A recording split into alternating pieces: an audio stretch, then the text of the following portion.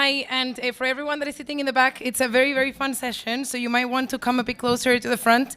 You don't want to miss anything of this fantastic presentation, our great panelists. Thank you very much.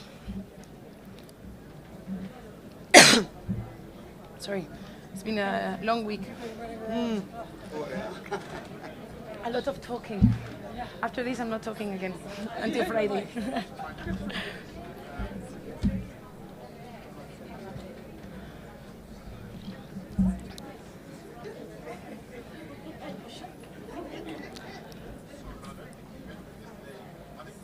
Great. Okay, so I think we can start. Most of us are here. I think some people are still joining. But yes, come in. Great.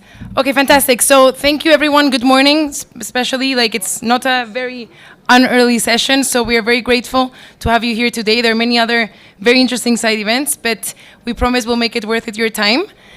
Welcome to our session, Traceability of Global Supply Chains. How can space data empower African governments?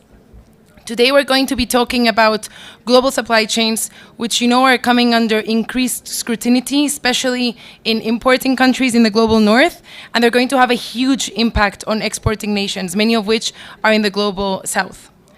So these regulations, these initiatives that are coming up to improve visibility over supply chains are usually extremely noble. They want to protect the world's forests. They want to protect national capital. They want to improve the conditions of producers. However, they're still very complex and they pose a challenge in implementation. How can we make sure that farmers are not put in a position where they need to choose between protecting the forests and feeding their families? We need to make sure that they can do both. And here's where space comes in.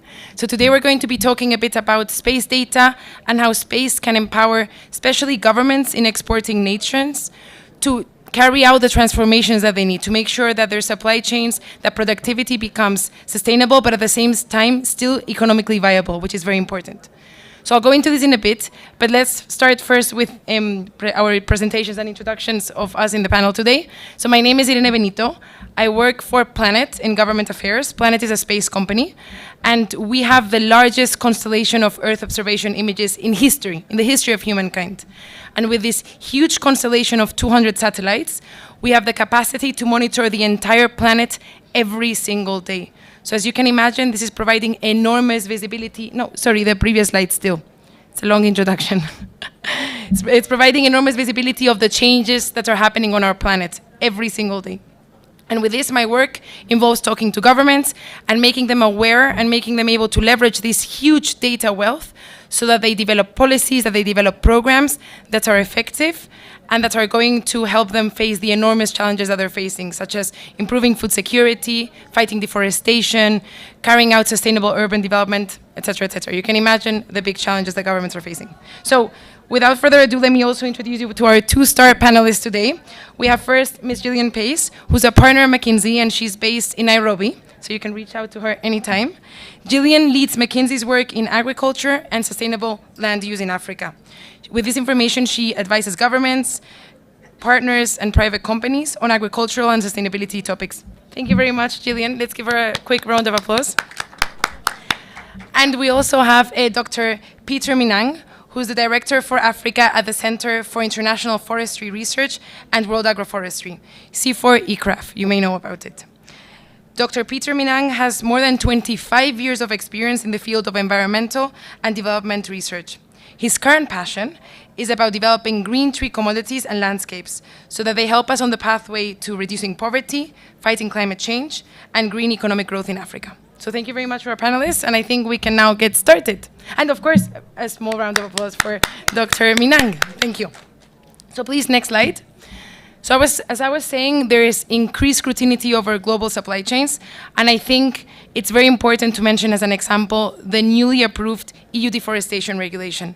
I'm not sure if all of you are aware of this, but this is a groundbreaking regulation that has just been approved by the European Union at the end of June, and it will come into effect in 18 months, so at the end of 2024. And what this regulation tries to do is it's trying to reduce the deforestation caused by the consumption in Europe.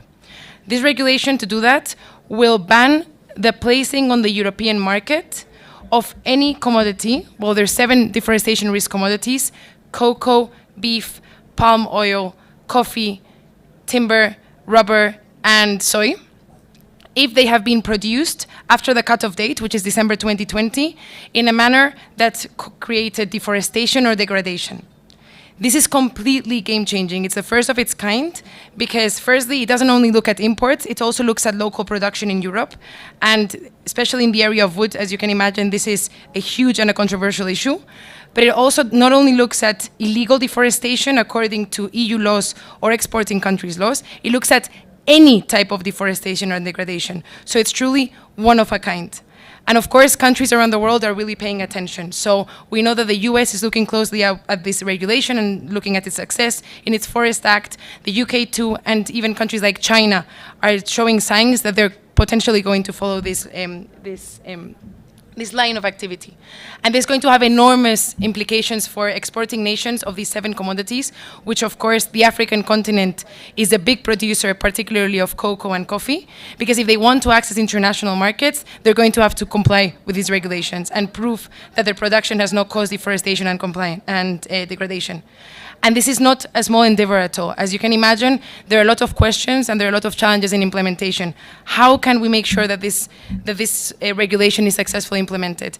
How can we empower exporting nations to actually transform their supply chains, as I was saying, to make them deforestation free, but also still make them economically viable? And these are very, very big questions, and space is a new tool that can be game-changing for this, for several reasons. So firstly, for the very first time, and this makes this regulation also very particular, space data has been introduced as a methodology, but a compulsory methodology to prove compliance by operators and traders, which are placing commodities in the EU market. This means that operators and traders will have to carry out a due diligence process by which, using the geolocation of the plots of land and of sourcing and satellite images, they will need to prove that from the cutoff date of December 2020, these commodities are not coming from plots of land which have been deforested or degraded. And this is a one-off use of space technology. It's really the first regulation that does this kind of global, large-scale application of space technology. And then, of course, the regulators in Europe will use space technology to verify compliance, what the operators are reporting.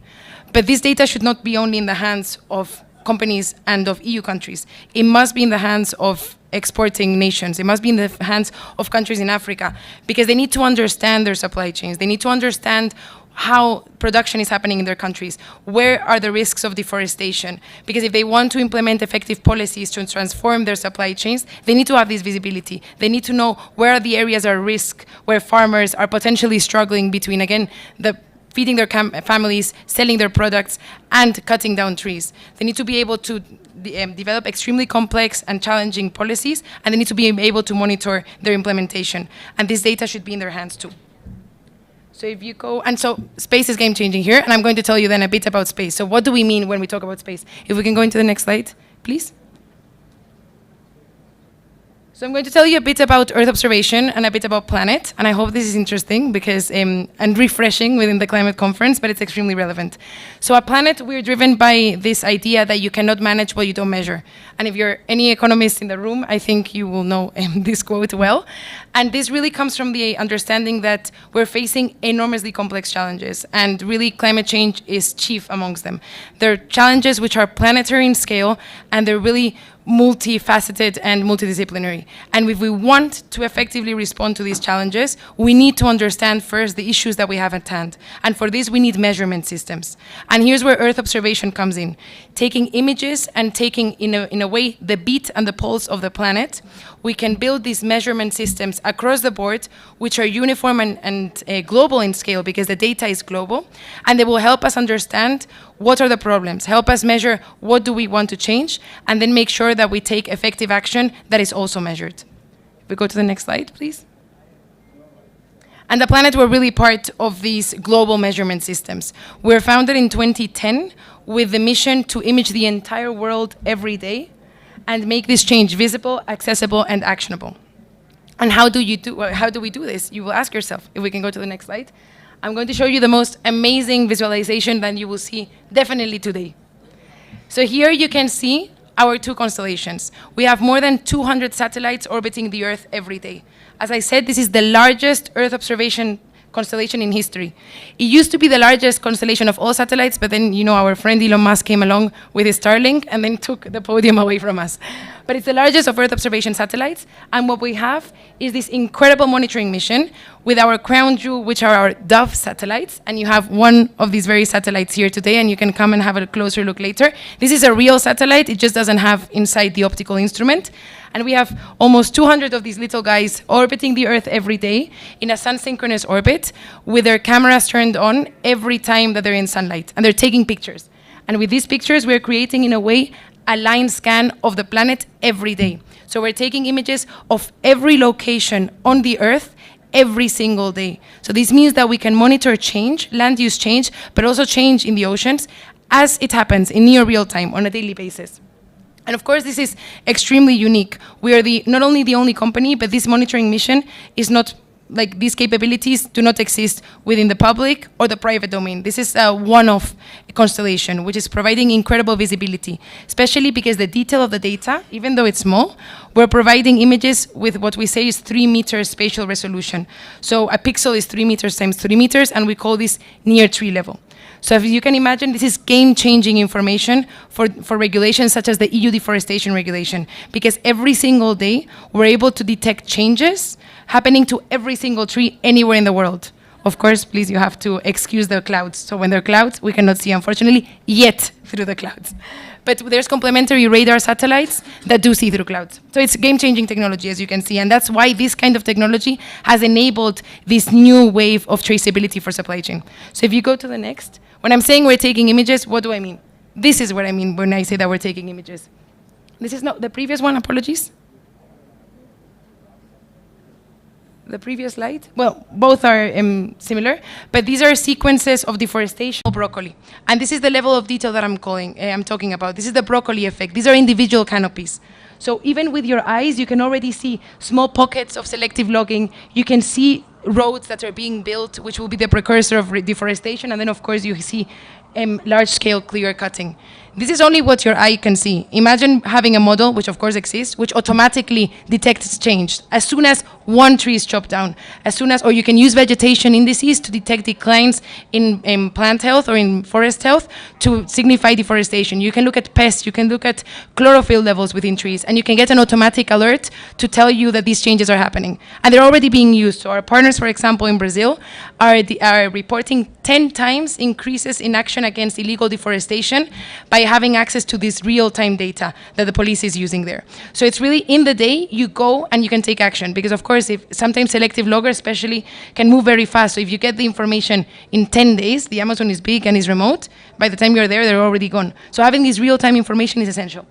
And if we go, and this is the last slide, I just wanted to leave you with a secret, doing some clearing, but then we end up preparing the land, planting, and actually preparing for the sale of these commodities. So this kind of data is going to be underpinning these kind of regulations. And we really want to make sure, again, that this data is not only in the hands of regulators and of importing countries, but that it's in the hand of the countries that will, in a way, suffer the effects of the regulations. But at the same time, we have to understand that protecting our global national capital, which you're so lucky, especially in the African continent, to have so much of it. These are the lungs of the planet. We need to protect them. So we need to make sure that governments here are empowered with this kind of visibility so that they can implement effective policies to make sure that production does not destroy your natural capital, and that still these products are produced, again, in an economically viable way that still helps for economic development. So that's it. And I'm now very quickly going to pass over to our panelists, because they're experts in the matter and they have a lot to say. So, starting with Gillian, thank you so much for being here today. And I know that you've been working quite a lot on the topic of supply chains.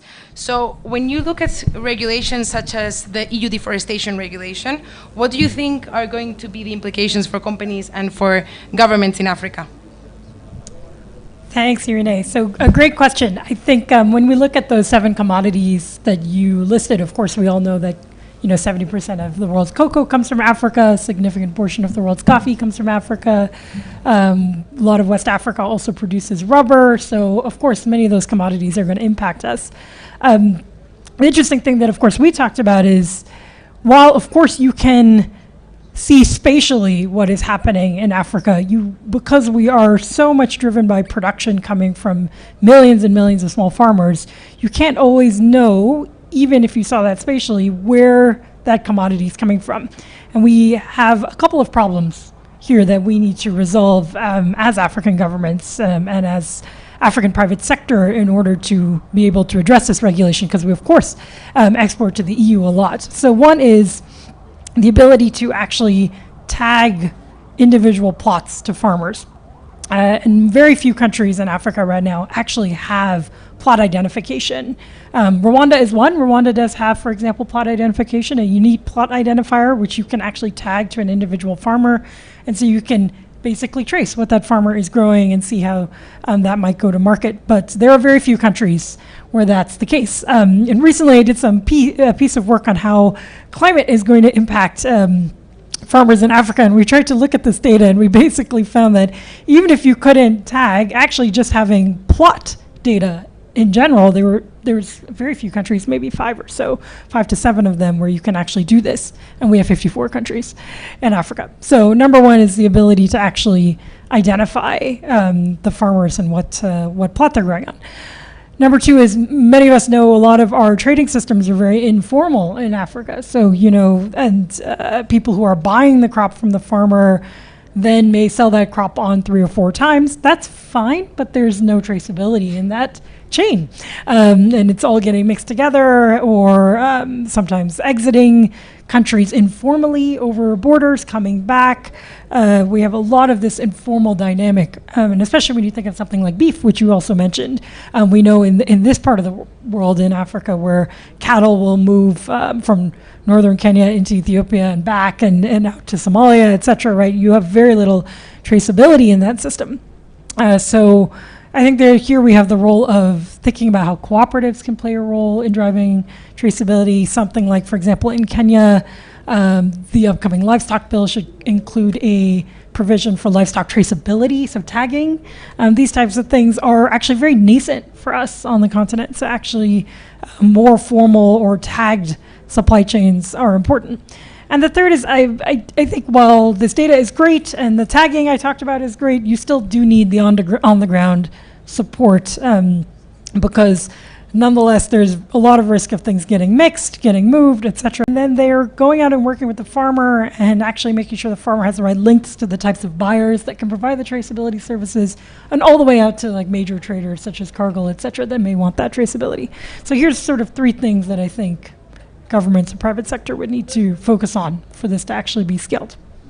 Do you want Peter to comment on that, or do you want another question? I can go.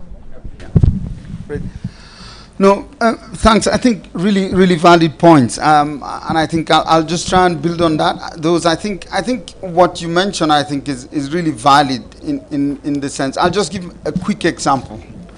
In the last harvest period in Cameroon, there was a lot of, because the prices were a lot better in Nigeria than in Cameroon, many farmers were moving their stuff across the border to sell in Nigeria. You can't stop that. And so even if you had remote sensing data on one side, tracing the quantities that could be coming out of those specific plots and linking those to where they are eventually sold, it's a huge challenge in itself. So I think remote sensing is great. It does provide a good base, but it does have its own limitations. And I think that's why you need a very strong combination of ground data and supporting and building on the remote sensing data. I think what you showed is great. I've been working on remote sensing for quite a bit in the Congo Basin, specifically because my home country is Cameroon. And one thing that we may need to think about the EUDR, I think is really good. It's a good example of what needs to be done. But there are also a few questions that we need to answer, whether or not that's enough. I think it's nowhere close to enough. And these are the reasons. Number one, from the remote sensing perspective, if you look at the definition that is being applied by the EUDR, which is the FAO definition of 10%, that if you look at the 7 commodities that have been identified, in the tropical humid rainforest, 10% in Cameroon for a cocoa plot is actually, you have already accepted deforestation, because there are cocoa plots, even from the day the forest is cleared, where they leave important and bigger trees that are important, the cover is already above 10%. So if your definition of a forest is where you have 10% cover or above as your starting point, then you've already by definition accepted deforestation in cocoa plots. By definition. You can't hold a farmer responsible, because what they keep in their farms in terms of bigger trees is already above 10% forest cover. Yeah, as in canopy cover. I think we need to really look at how do you really apply that definition in its actual implementation. The second thing I'll say about the definition, I think the legality part of it is actually very important.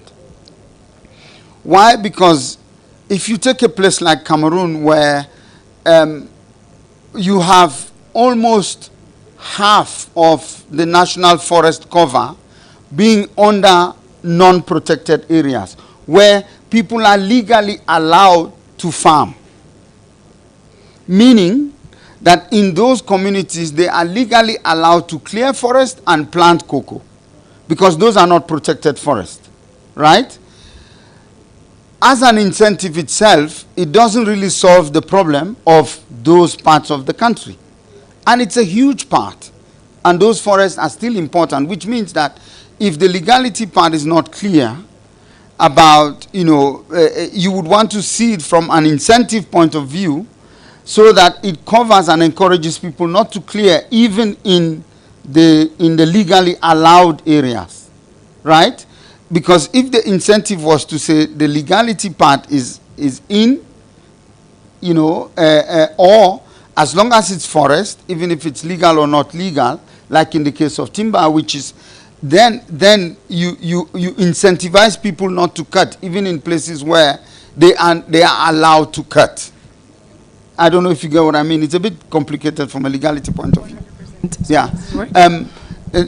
I think my third point is overall about the cost of remote sensing. I think it's great that you show this. Smaller traders and operators in our own countries, who then have to take the cost of this. How is that cost going to be transferred to the farmer or not? You might be better placed to answer that question. But I imagine that if they take extra cost on the traceability part, the remote sensing data, then they might transfer those costs onto the farmers.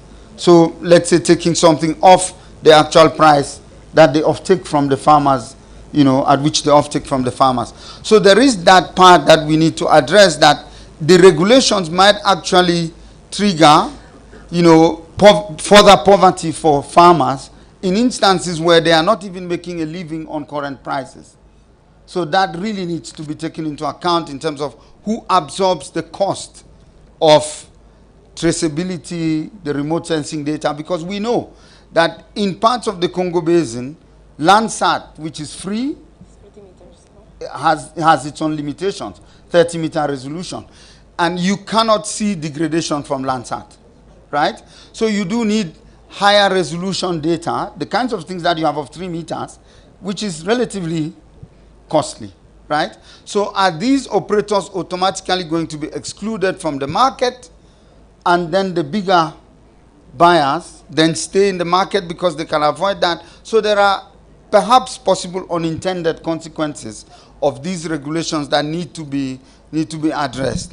And my last point, just a more general point, because as I said, I've taken a lot of interest in looking at green tree commodities beyond what is being provided for in the EU deforestation regulation.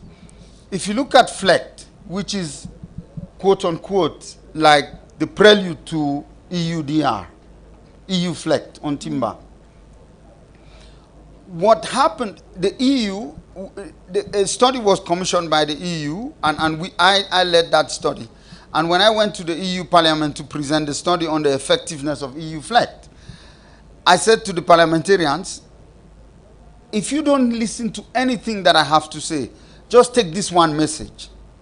If China, Indonesia, Vietnam are not implementing the exact same or do not adhere to EU FLECT, you may as well cancel it. And the reason is that the moment you put these regulations, you know, the dynamics of the market for timber, for example, is not the same like it was before. Right now, the demand for timber in Asia, in China, India, Vietnam, Indonesia, who in turn even export to Europe and the US, is very high. So the moment those regulations come in, what do the traders, the operators do? They just simply move the products to the Asian market. So it's not a situation where there is no alternative, right?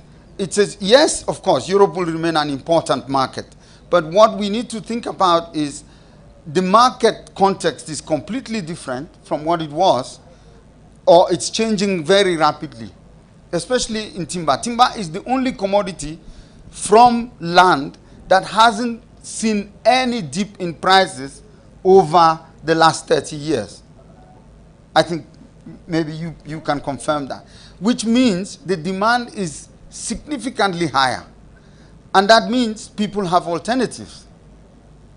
Right? So the moment the regulation, if we don't have significant effort in easing the implementation in developing countries, we may just push the markets to the east and continue the deforestation. And it will be too late for us to come back to the forest by the time all of that happens. Just my opening remarks. Thank you very much, Peter. And I think, a lot of things to unpack there. I think, the topic of traceability is huge, and this is an enormous technological challenge that we need to work on collectively. Something important, I think, to clarify that I mentioned but very briefly is that what makes this regulation one of the things that makes it so unique is that it tries to prevent exactly what you mentioned about legality and illegality, the example from Cameroon, any kind of deforestation, independent of the laws in the country of origin or the laws in the country of reception, is deemed illegal or is not accepted by the regulation. So these kind of things, they're trying to avoid any type of deforestation. In terms of the costs that are going to be placed on farmers, I think that this is an enormous topic, and that's why we really wanted to have this session today. So I live in Brussels, so my day of daily butter and bread is this kind of regulation. And I really wanted us to have this discussion here, because I think it's so important for European policymakers to understand that even with the best and the most amazing intentions at heart, there are a lot of complications and there are a lot of challenges in trying to implement something like this. So we need to get the voice heard as loud as possible of those that are going to be impacted. And I don't know, finally, in terms of the limitations of remote sensing, I am an evangelist and a full convert in the world of remote sensing, but of course there are limitations. This is not a technology that needs to be used in isolation. This is an extra tool that is available to all of us globally to be able to improve our visibility over what's happening in the land. And going back super quickly to the topic of costs, there are a lot of public data sets available out there. We have the US Landsat mission, we have the EU Copernicus mission, which are excellent. They have limitations in terms of the revisit frequency and in terms of their detail, which is not enough for degradation or for near real-time information. And that's where commercial companies come in. And in all honesty, only we come in because we're the only ones that are doing this. But multiple things. Firstly, we provide our data over the tropics already for free. This is a program which is funded by the Norwegian government. It's called NICFI, and I'm happy to share the details after the call. And it provides the data over the tropics between 30 degrees north and 30 degrees south, openly for anyone that wants to use it for non-commercial deforestation fight purposes. So it's accessible to governments, it's accessible to researchers, to NGOs, but it's also accessible to companies that want to evaluate their supply chain. So I really encourage you to use this kind of data already to try to understand what is available out there as a starting point. But before, because I know that we're running out of time, of course, but I wanted to ask, I think, to both of you, you've worked extensively on this topic, and I think you might already have some examples of problems, but also solutions that you have seen have already worked in transforming supply chains to make them more sustainable and still economically viable, which is the big topic. So please, Gillian, start. Yeah, I mean, and actually, I think you brought up some really great points as well on this topic, Peter. I think one thing I would say is, from my examples, not the great thing about agriculture is you feel like you're working in an industry of 5,000 different actual industries, right? Because every commodity is completely different. So if you look at something like coffee, we actually have great precedent of coffee traceability actually leading to rising incomes for farmers, right? Actually not decreasing incomes. And I, worked in a project in Ethiopia where we were actually trying to improve the origin certification of coffee, right? So coffee down to the farm plot, certified all the way out into Starbucks as a, branded from that specific region, geotagged, et cetera. And the farmers saw a price increase for themselves of 3 to 4 times, actually, in that case. And that's because the consumer paid, right? The consumer in North America or in Europe was willing to pay a premium for that coffee.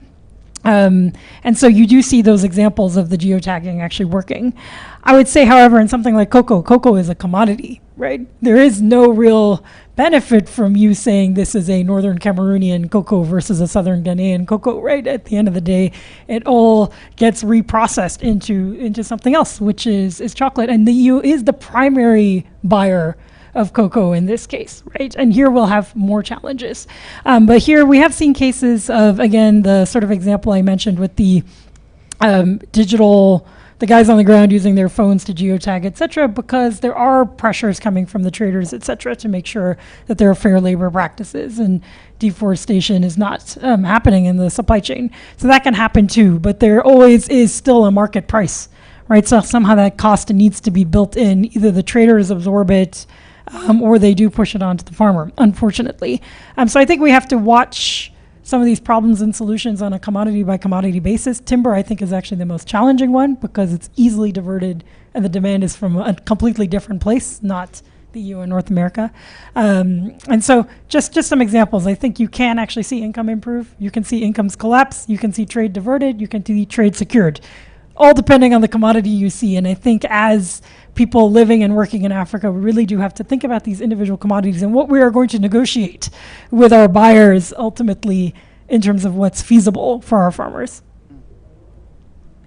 Yeah, no, I mean, thanks. I think I'll follow from what you said. I think in an instance where, these things are incentives, they work. Yeah.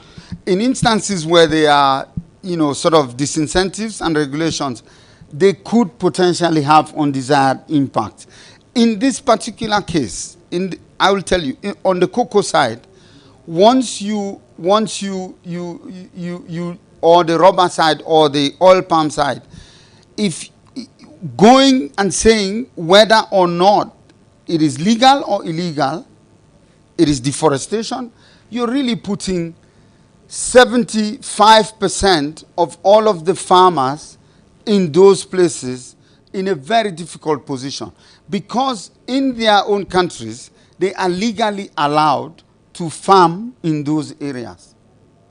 And technically speaking, they are not deforesting from a definition point of view. They are not deforesting. So you can have a legal argument about that and you can have a big discussion. But the bottom line is if you don't buy cocoa from those farmers that have the only livelihood they have is that, and technically speaking, they have not deforested, then you're compromising their own livelihoods with the same regulation. So there is a huge potential for exclusion in this instance. But I do feel that there are opportunities to convert this into incentives where, the same data that you have and the same data that is required for traceability becomes part of an incentive scheme rather than part of a regulatory scheme that excludes people.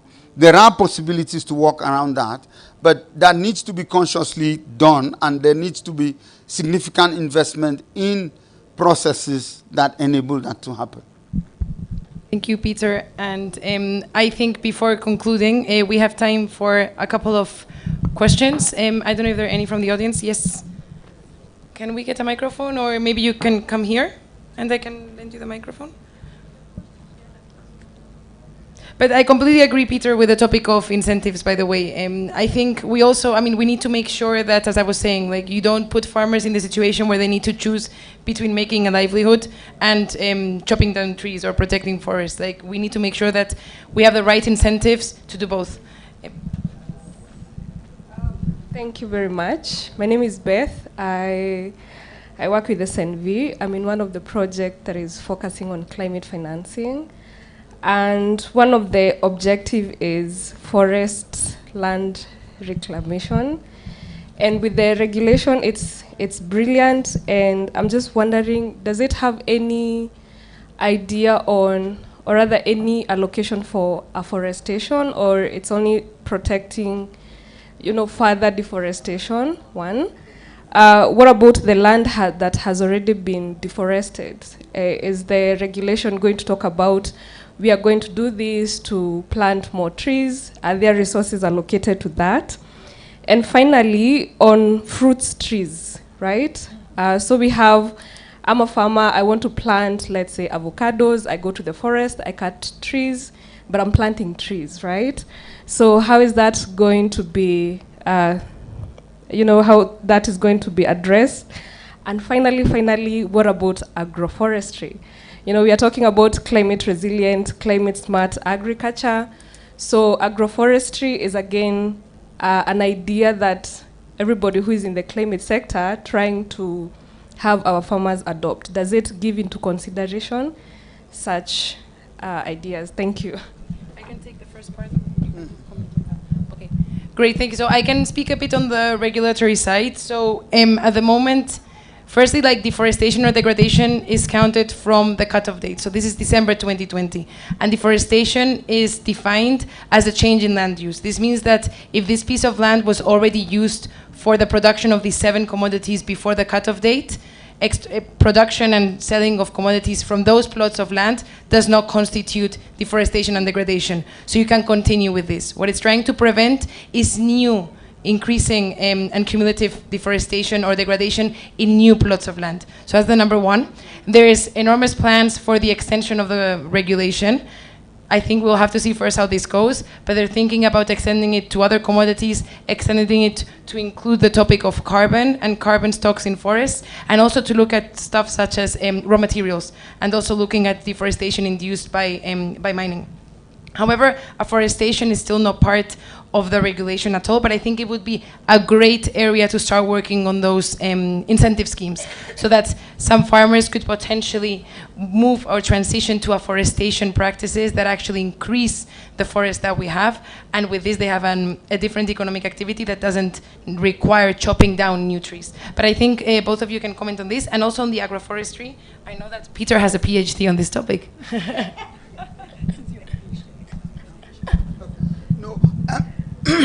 Thanks. On the agroforestry part, I mean, technically, that is why I said, when people deforest to plant cocoa in West Africa, if you go in from a definition perspective, they haven't deforested. From the EUDR perspective, where they've changed land use, yes, you could say they've deforested. The one main thing that I think we need to keep in mind, as you know, she said, farmers aren't stupid. Yeah?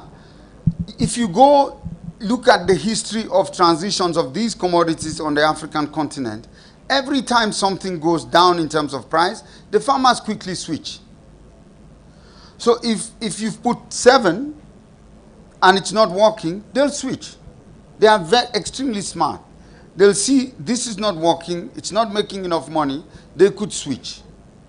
That's why the incentive pathway is perhaps the most viable way, where you can actually encourage things like agroforestry for people to actually introduce more trees, even in the areas that had been deforested before. Because at the moment, saying that the places where it was already changed, 60% of technically protected forest areas in Africa are already farmlands. The boundaries remain the same, but a good chunk of them are already farmlands. A good chunk of them in West Africa, in the coffee growing areas, are already commodities. So we need to think about it in a more holistic way, and to find solutions that are really more around incentives that encourage agroforestry as a primary part of the story. Because I think there you are looking at carbon, you're looking at biodiversity, you're looking at all of the ecosystem services that come through. I think it's an extremely good start, no doubt about it. That's where we should be around this. But it has to be detailed to which commodities, how is that going to impact each of the commodities, because these 7 are vastly different. And the impact and potential for success are completely different. I don't know if that makes sense. But Gillian, any comment, or do you want to take the next question? A question for Gillian. Any volunteers? A question for anyone? Another, okay, we have there one in the back. I'm sorry, I think you have to come here to speak in the microphone, if that's okay.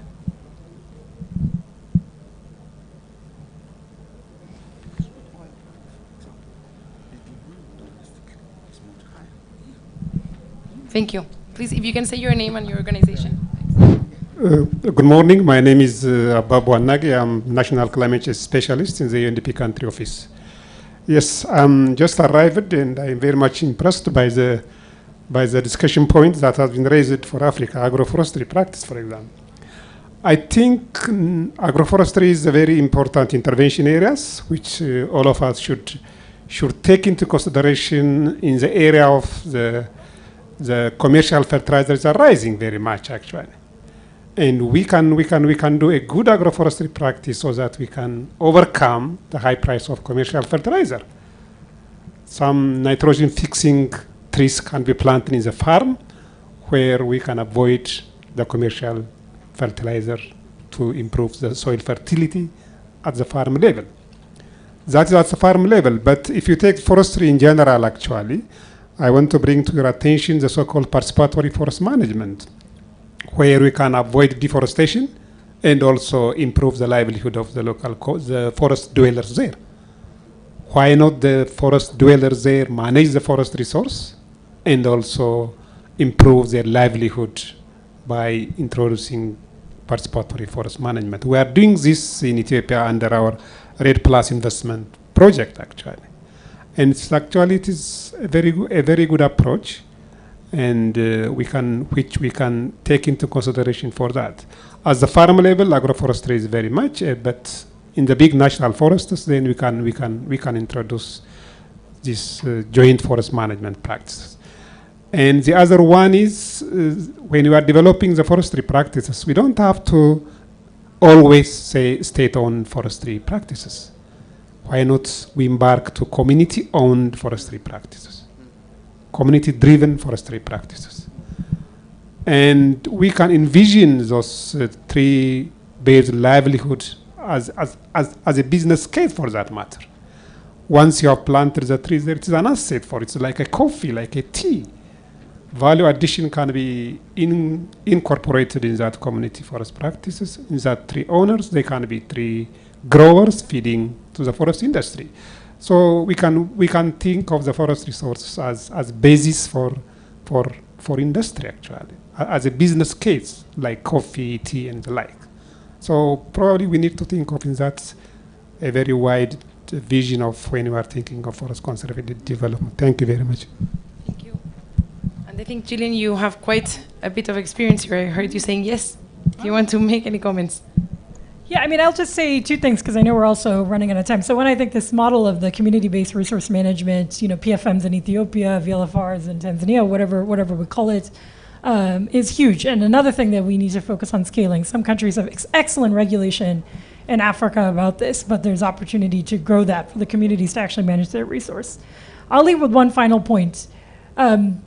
Yield can solve a lot of this, right? I think people often forget in Africa, our yield is 2 to 3 times lower than it should be on almost any commodity I've ever looked at, maybe 4 times lower in some cases. So there is no need to deforest, right? We have no need to deforest. Governments, my message would be to all of you, we need to have smarter incentives, as you said, to our farmers to increase yield.